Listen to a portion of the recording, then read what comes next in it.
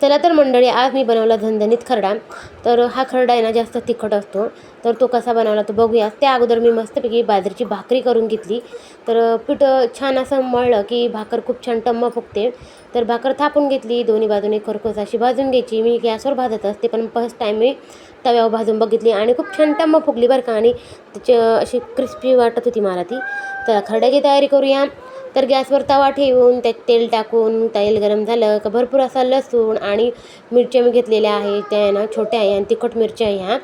तर त्याचा देठ न काढता तुम्ही टाकायचे आहे, पण मी ऑलरेडी देठ काढून ठेवलेलं होतं या मिरच्यांचं. तर त्या मिरच्या धुवून घ्यायच्या आणि कपड्याने स्वच्छ पुसून घ्यायच्या आणि तव्यावर टाकायच्या, चांगलं परतून घ्यायच्या. आणि चांगल्या परतल्या की ना आलटून पलटून बघायचं शिजले की काय. त्याचबरोबर मी पिठल्याची पण तयारी करून घेतलेली आहे.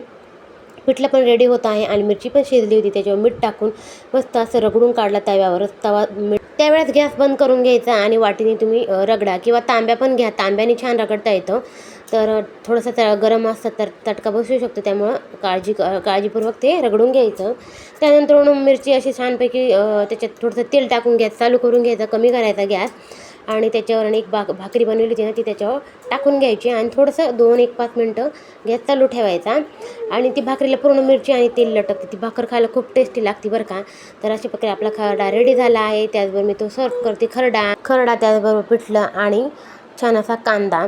तर हे जेवण आहे ना साधं सिंपल आहे, पण खायला टेस्टी लागतं. त्याने आपलं पोट भरतं, पण मन भरत नाही असं हे जेवण असतं. तर साधा सिंपल आजचा हा माझा मेनू आहे.